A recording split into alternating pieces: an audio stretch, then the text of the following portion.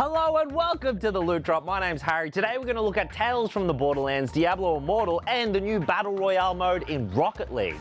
Oh, before we go, may the second be with you.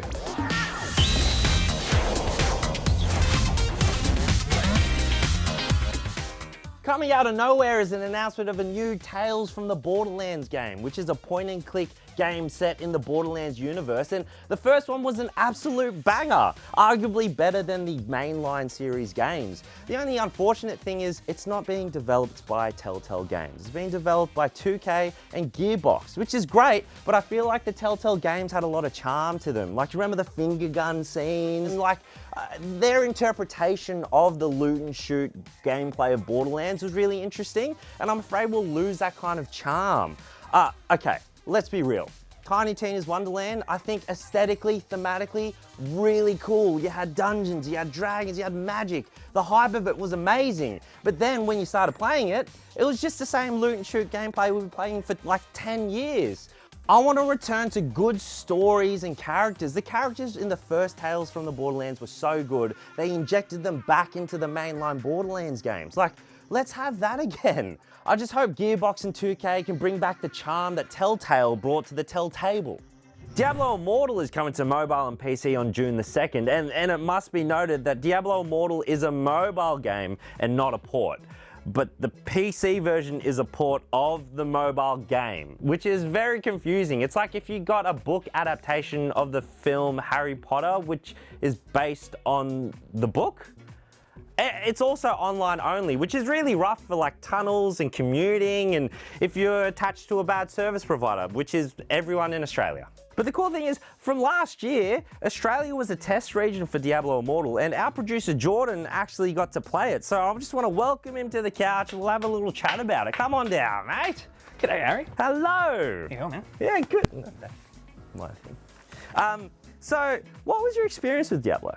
So I've been a fan of Diablo since Diablo 3. I've sunk many hours into that thing. 4-player split screen was the best. And so naturally I've been holding out for like the next Diablo game before Diablo 4. Yeah, great. So you got into the test region. How was Diablo Immortal on the mobile?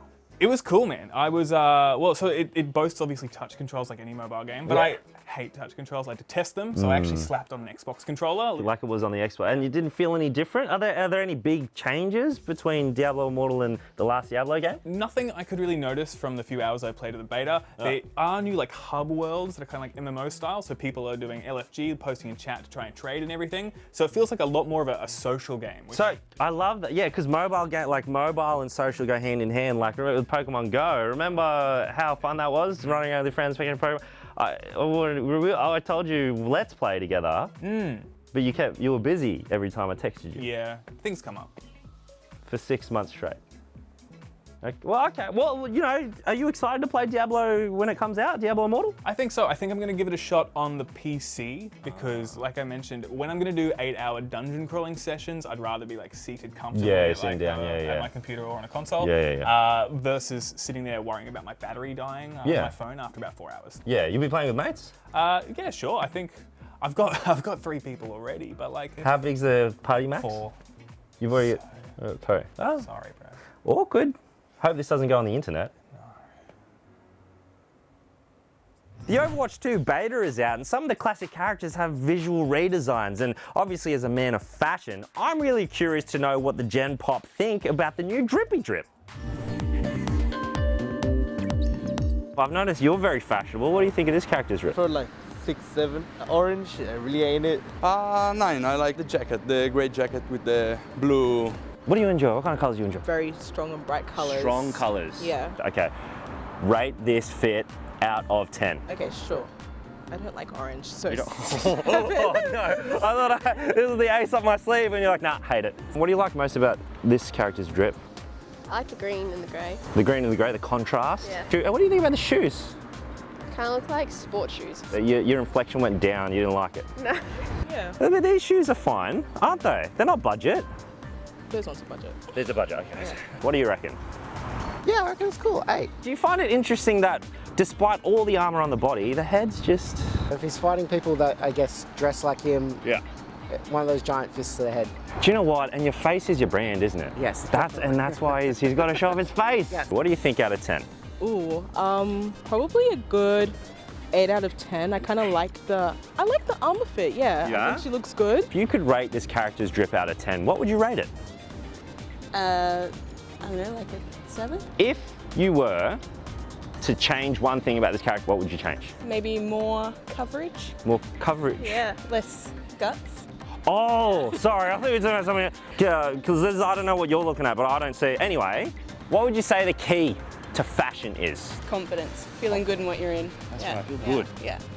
So we've learned a lot from people on the street, and I'm going to walk away learning a lot. For example, wear brighter colours, be confident, which is why I'm going to start dressing like a madman, whatever I want. A king's crown, I'll walk in, king's crown and a cape.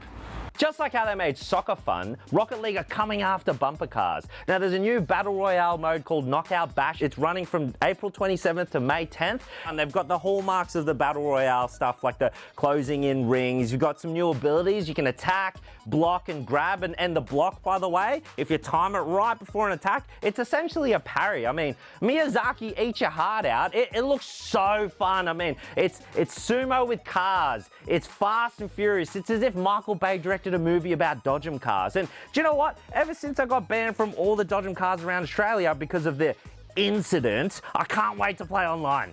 That's the loot drop and coming out this week. Look, it's actually been a bit of a dry spell, which is a perfect opportunity for you to check out indie games that you might miss. For example, we've got Wildcat Gun Machine, which is made by Brizzy developers, coming out on the 4th of May. Citizen Sleeper coming out May 5th. And May the 4th is Star Wars Day. So who knows, maybe some Star Wars gaming news will come out, and you can bet that the loot drop will be on top of it. So don't forget to subscribe. Me, I'm gonna go because it's been a long day and I'm tired.